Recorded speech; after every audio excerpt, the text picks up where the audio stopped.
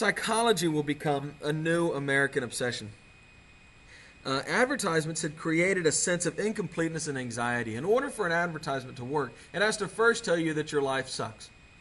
Then it has to tell you how it's going to make your life better. Well, constantly being told that your life is inadequate or unfulfilling created lots of anxiety and upset, as you can imagine. And psychology, which was just now being pioneered in Europe, is going to step into that void as people begin to try to deal with these issues created by this new society. Sigmund Freud and Carl Jung, Germans whose ideas are Austrians, I guess, whose ideas will spread to America, will become household names. American psychologists as early as around as early as 1912, but the use of psychologists begins to spread rapidly in the 1920s. Misinterpretations of Freud and Jung come to dominate pop culture. Lots of books and radio serials and even movies revolve around gross misunderstandings of what Freud and Jung were saying. We still have a lot of that today, by the way. Freud and Jung focus on underlying causes of mental disorders. They have this theory that things that happen to you when you're young lead to problems in your life later. John Watson of Johns Hopkins University founded a different school, an American school of psychology called behavioralism, which focused more on the symptoms and why people were doing things and then tried to change their behavior. They did have some success in curing addiction. Psychology begins as only for serious long-term issues, but of course will evolve into treating day-to-day anxieties and become something that many people do just as a matter of course, even if they don't necessarily have a long-term serious medically diagnosed condition. Women, incidentally, also play a major role in psychology, both as clients and as psychologists themselves. Which brings us to women.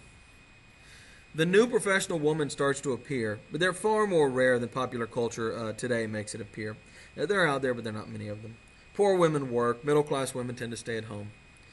Behavioralists, that American school of psychology, begin to argue that mothering isn't an instinct. They argue that it's learned.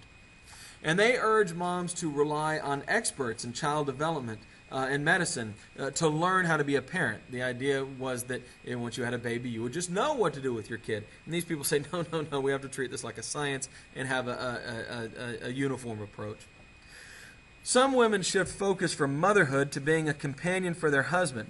During the 1920s, the idea of the wife as the husband's partner began to overtake the idea of the wife as the parent of the child. And this, of course, had implications for sex. This was both romantic and sexual. And the idea of sex for romance and pleasure within a marriage, not just for making kids, begins to become a theme in relationships in the 1920s. Margaret Sanger promotes birth control. She believes that large families are a major cause of poverty, and that if women are ever going to have freedom, they have to be able to control their reproduction. Birth control and abortion remain illegal in most states, but Sanger's group, which will evolve, of course, into Planned Parenthood,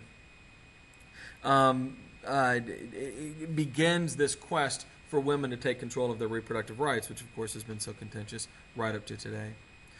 Victorian respectability begins to fade. Some women, particularly younger women, will smoke, drink, dance, go to parties, dress scantily, and wear makeup. Flappers are the term that we give these girls. And, of course, they were very popular. You see their Flapper magazine, which you can imagine the creep who's reading that. By the way, I mentioned Clara Bow, who is kind of a scandalous actress. She's up there on the top left.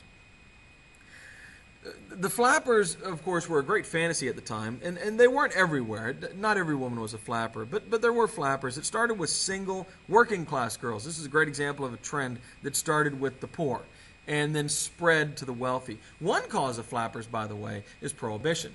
It used to be that there were strict rules about women going into saloons and that sort of thing. But once the alcohol becomes illegal, there's no more regulation. So, it's just as against the rules for the 65-year-old man to be in there drinking as it is for the 18-year-old girl to be in there drinking. And so prohibition, one of its unintended consequences, was to create kind of a generation of fast-living women who would cause a great deal of scandal.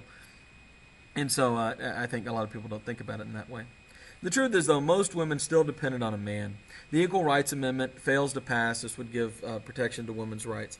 The League of Women's Voters and the Women's Democratic Auxiliary and the Women's Republican Auxiliary both thrive as groups who try to get women involved in politics.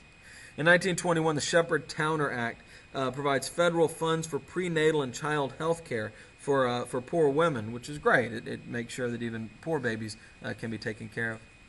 Alice Paul complains that all women aren't moms and that women should get help from the government even though they don't necessarily have kids. But by 1929, Congress has killed this bill.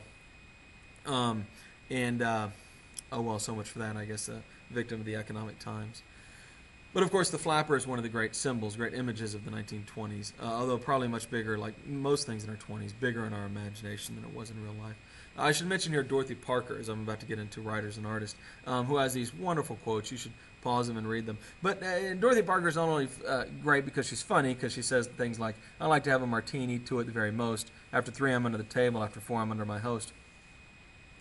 But she said, but this was a woman, a respected, professional, brilliant woman, who was able to say things like that in public. Her work was published in the New Yorker, and the whole idea that a woman could be this racy and scandalous and open with her sexuality was in and of itself revolutionary.